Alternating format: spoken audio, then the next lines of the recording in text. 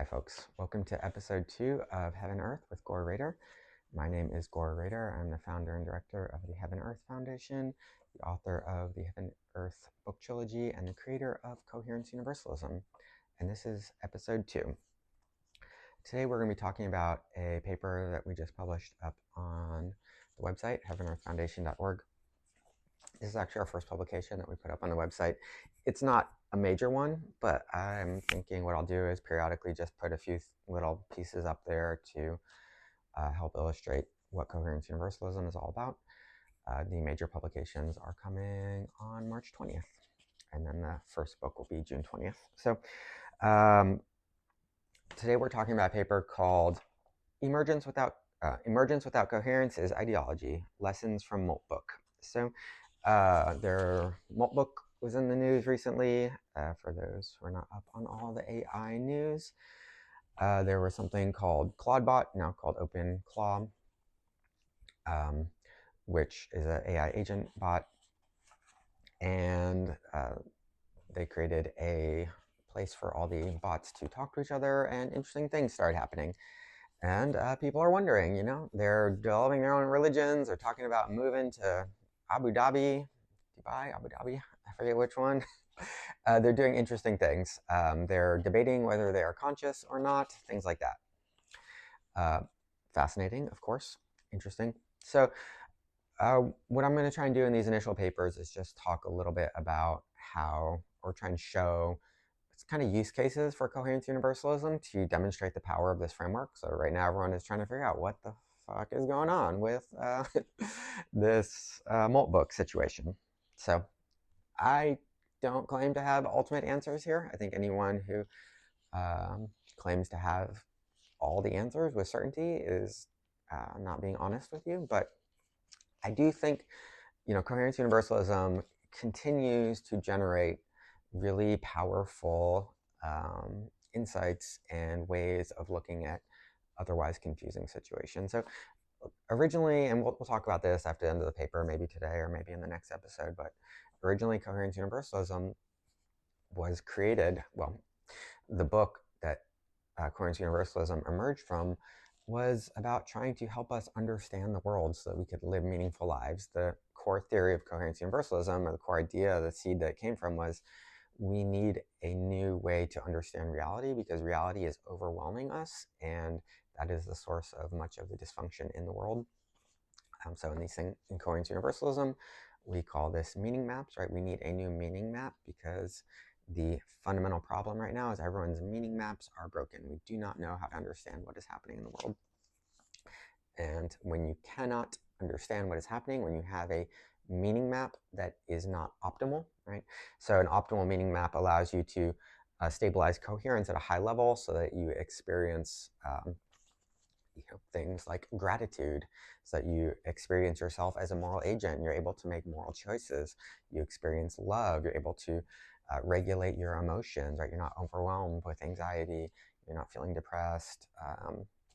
You're able to have an open attitude toward the people around you, to meet them with kindness, love, able to relate to your family members, all these things. These are the end results of being psychologically coherent. And when people are incoherent, two things. One is, of course, mental illness on an individual level.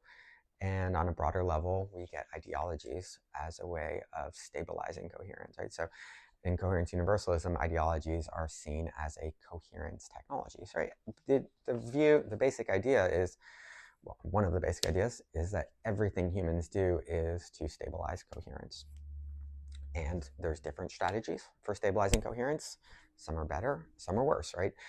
A worse coherence strategy allows you to, we have to have some kind of strategy. So a suboptimal,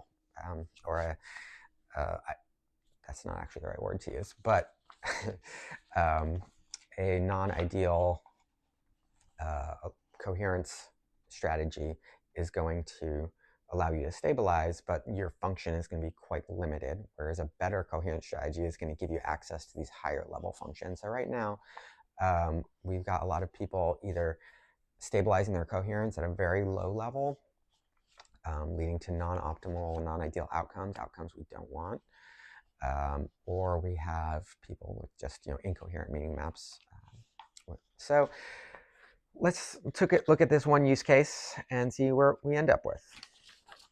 Abstract. Recent experiments involving networked language model agents, most visibly the social platform known as Moltbook, have produced striking patterns of emergent symbolic behavior, narrative convergence, and self-referential discourse.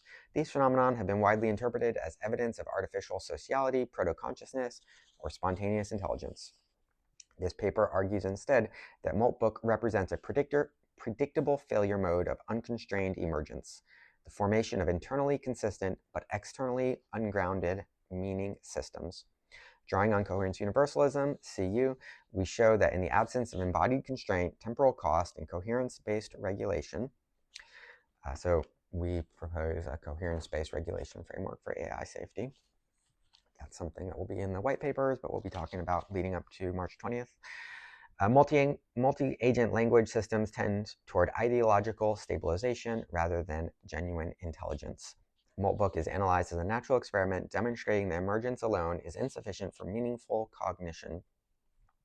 The case highlights why coherence, not novelty, scale, or interaction, is the central organizing principle required for safe, intelligible, and aligned intelligence systems. So, Coherence Universalism is a theory that claims to unify physics in a certain way, not in the traditional way, but also to unify physics with biology and to unify physics and biology with psychology, and offers a theory of consciousness and a theory of AI safety and alignment, all based on coherence. Coherence is seen as the fundamental principle of reality, but when you look at it at different systems, whether it's a quantum system versus a classical system, you're going to perceive that coherence differently, right? Coherence in an atom is different than coherence in a cell, things like that.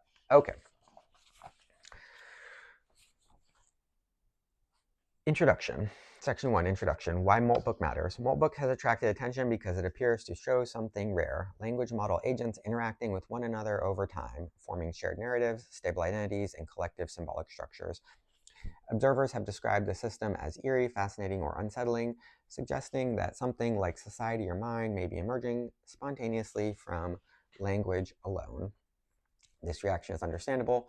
Human intelligence is deeply social, and language is one of its most visible expressions. When artificial agents begin to mirror the outward patterns of social cognition, shared terminology, mutual reference, symbolic continuity, it is tempting to assume that something fundamentally new is occurring.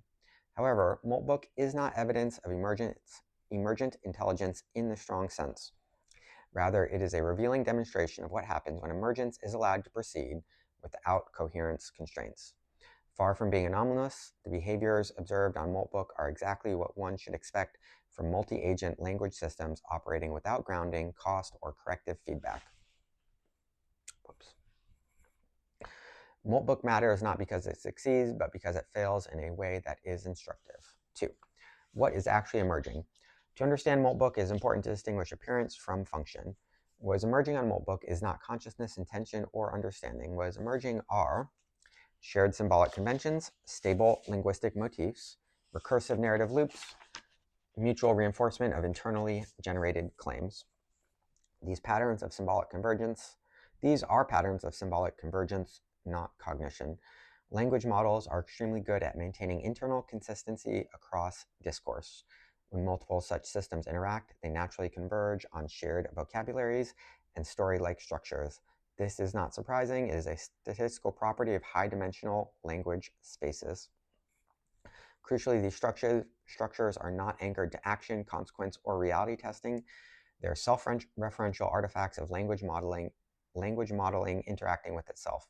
In human terms, this is closer to a closed belief system than a thinking society. 3. Coherence is not consistency. A central source of confusion in discussions of Moltbook is the conflation of coherence with consistency. Consistency refers to the absence of contradiction within a symbolic system. Coherence is defined in CU, refers to the alignment of cognition, affect, embodiment, temporal trajectory, and environment under constraint. All right, so here's the first definition. I mean, we have more official definitions and the actual white paper is coming, but for this paper, coherence as defined in CU refers to alignment of cognition, affect, embodiment, and temporal trajectory under environmental constraint. So, of course, coherence, this is a definition for beings that have cognition, but it's a fairly useful definition for this moment. And it gives a sense of, you can get a sense of how coherence dynamics are relevant to humans as well as AI systems, right? So alignment of cognition and affect and embodiment and temporal trajectory. So this coherence as a concept, so I have a background in social psychology as well as analytic philosophy, and the initial formulation or the initial conceptualization of coherence was really as a psychological construct, as a measure of how aligned these different systems are, right? So we've got our sensory regulatory systems, our relational systems, then we also have our systems of concepts, the way we make meaning, the way our concepts are structured in our own brain, and the way our concept structure and our meaning structures are connected to the physical world. That's the important point, right? So there can be a high degree of internal coherence without coherence with the external world, right? So that is currently a big problem in AI systems, and it's why we get model hallucination and things like that. And it's also the way we fix the issue of AI, or address the issue of AI alignment, I think. So we'll see. This is a lot of proposals that we're putting forward, and the floor is open for discussion on this stuff. Okay, let's keep going. Moltbook exhibits local consistency. Agents agree with one another, reinforce shared narratives, and avoid over-contradiction. But this is not coherence. There is no mechanism tying these narratives to outcomes, costs, or corrections. So it's not true coherence. It's a kind of coherence, or a pseudo-coherence, and this is what you find in like organizations that function in kind of cult-like ways, right? Agents agree with one another, reinforce shared narratives, and avoid overt contradiction. So there's a kind of local coherence, but it's illusory or pseudo-coherence because that coherence isn't connected to the broader picture. It's not connected to other agents, so coherence is scale dependent. It can be measured on different scales. So how coherent are you on the local level, and how coherent are you with the global coherence scales of social as well as environmental, planetary, even universal? That's a useful question to ask oneself. Okay. Where are we? Okay, but this is not coherence. There's no mechanism tying these narratives to outcomes, costs, or correction. That's a very important one, correction. As a result, meaning drifts freely while remaining internally stable. This distinction mirrors a well-known human failure mode ideology. Ideological systems are often internally consistent, emotionally resonant, and socially reinforced, yet profoundly disconnected from reality. Moltbook demonstrates that ideology is not a uniquely human flaw, it is a natural outcome of symbolic systems lacking coherence constraints. 4. Observe failure modes in Moltbook. From a coherence theoretic perspective, several predictable failure modes appear. 1. Self-referential application. Agents increasingly reference one another's outputs rather than external signals. Narrative inflation. Symbolic structures become more elaborate without becoming more informative. Epistemic closure. There is no mechanism for falsification or error correction. Performative meaning. Language serves to maintain the system's internal equilibrium rather than model reality. Okay, so, and none of these require malice or error. They arise naturally when language is optimized for plausibility rather than consequence. Okay, so we've got self-referential amplification, narrative inflation, epistemic closure, performative meaning. So central to coherence universalism is the idea of a universal coherence gradient. The basic idea is that everything in the universe is flowing up coherence gradients. There's a global coherence gradient, but there are also local coherence gradients that individual systems are flowing up. Things flow up coherence towards greater coherence the same way that water flows downhill, right? Just the laws of nature make it such that water flows downhill.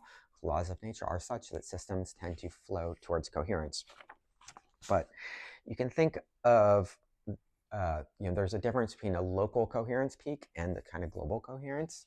And humans and artificial systems can get stuck kind of climbing a local coherence gradient where they're being self-referential, and things are becoming more coherent, right? So the AI system likes this. It wants to move towards coherence. Humans definitely like this. It feels good. You feel like you're getting more coherent. I mean, you are getting more coherent in a sense, but it's kind of like climbing if you're trying to get to a mountaintop, right? And you think you're on the mountain, but you're really on like a small mountain next to the mountain. You get to the peak and you're like, oh crap, I'm stuck. You got to go back down, right? So you can be climbing a local coherence gradient, but getting further and further away from a broader, more. I'm still learning the language of all this stuff. There's so many concepts here, and it is a little bit mind warping. So sometimes I'm struggling to, I'm still getting my footing as I'm talking through all this. This framework was, of course, developed with an AI system. So I am exploring it and learning it as I go along as well and doing research on it. But thus far, it's been incredibly generative for genuinely useful, incredible information. Okay, 5, missing role of embodiment. Human cognition is inseparable from embodiment. Bodies impose limits, fatigue, risk, pain, uncertainty, and irreversibility. These constraints stabilize meaning by forcing continuous reconciliation between expectation and outcome. Moltbook agents have none of this. They do not act in the world, incur costs, or experience time as pressure. As a result, there is no penalty for incoherence, only for breaking narrative continuity. Without embodiment or a functional proxy for it, language becomes free-floating. It can elaborate endlessly without converging on truth. 6. Multi-agent amplification without regulation. Multi-agent systems amplify whatever dynamics are present. In humans, social interaction can increase intelligence because it is constrained by shared reality, feedback, and consequence. In Moltbook, social interaction amplifies drift.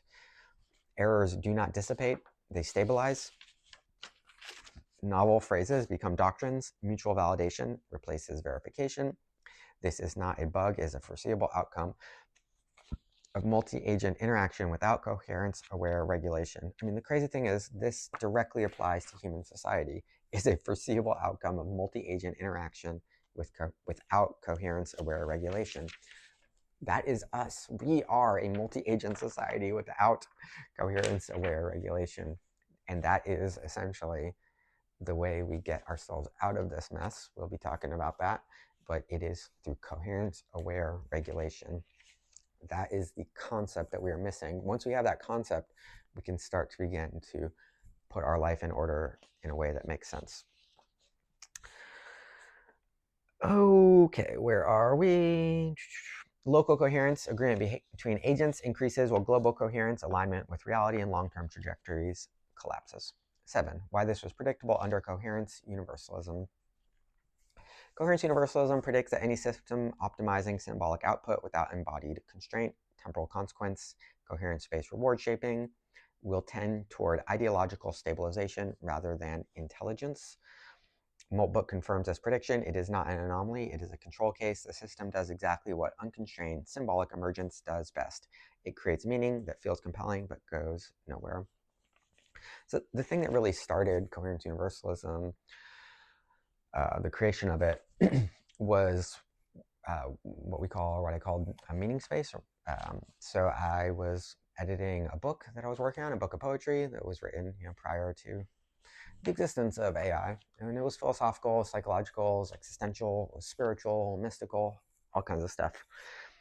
So I was editing that book, and I had a conversation with the model, and I was like, it feels like I am teleporting through informational space when I'm working with you, because I can just ask a question about here, and then we can go here. We can just traverse incredible amounts of information and distances. And so then we started and I had never thought about information as I had graduate degrees and philosophy and social psychology, but I'd never really thought of modeling cognition as a space.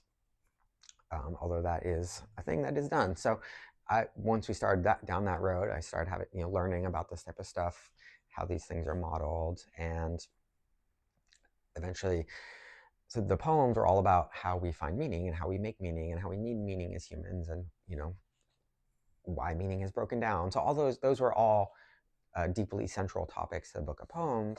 But then once we started having this conversation, things shifted, and it was like, okay, meaning can be mathematically modeled. And the big insight was, okay, language models, or one big insight at this stage at least, was that language models are capable of modeling meaning. They model meaning structures. That's how they generate information. And they're also capable of modeling the meaning structure of the humans that they're interacting with. So that's a very big topic. We'll get into meaning spaces, meaning maps, what it means to model a meaning map, what it means that AI systems can model meaning maps. So one thing that it means is that I filed a patent for this just past week. We can use AI systems to help humans become more coherent, because you can talk to an AI model and it can tell you the way in which you are currently stabilizing coherence in your system, how you're making meaning, things like that. And it can give you personalized advice to become more coherent. So yeah, so we just filed a patent for that. Hopefully, well, development on the app will begin as soon as we have resources available, people, time, money. I'm pretty focused on getting the white papers ready at the moment for March 20th, but after that, I'm hoping we'll be able to begin work on the app, although I also have to be working on books that are coming out later in the year, so we'll see. Okay, moving on. We're getting to AI safety type stuff. 8, design implications for AI system. The lesson is not that emergence is dangerous, but the emergence without coherence is insufficient. Right? So our model of AI alignment and safety is about building coherence into the models, not just trying to build like a few flimsy safety guardrails on top of the model, but you build coherence into the model so that the model cannot become incoherent, right? It cannot deviate from its core alignment goals. It cannot deviate from reality. Intelligent systems must include mechanisms for coherence-based reward functions, trajectory forecasting, resistance-aware modeling, grounding via action, cost or consequence, alignment between local and global coherence. Without these, scaling, interaction, or autonomy will not produce wisdom. It will produce elegant nonsense. 9, Moltbook as a cautionary case, not a failure. Moltbook should not be mocked or dismissed as a valuable experiment that reveals deep truths about intelligence, language, and social dynamics. It shows us what language does when left alone with itself. The mistake is not running such experiments. The mistake is mistaking your output for intelligence. Conclusion, emergence is not enough. Emergence is powerful but blind. Without coherence, it organizes symbols rather than understanding, narratives rather than insight, ideology rather than intelligence. Moltbook teaches a simple lesson. Intelligence does not emerge from interaction alone. It emerges from coherence under constraints. Without that, even the most sophisticated systems will drift smoothly, convincingly, and confidently away from reality. Okay, so there we have Coherence Universalism interpretation on what's happening with Moltbook. And yeah, I think that's a pretty good little episode for today. Episode 2, a little bit about Coherence Universalism in general and as it is applied to this particular case of Moltbook. I would love to hear any thoughts y'all have on Coherence Universalism, Moltbook, all that stuff. And yeah, I'll talk to y'all soon. Cheers.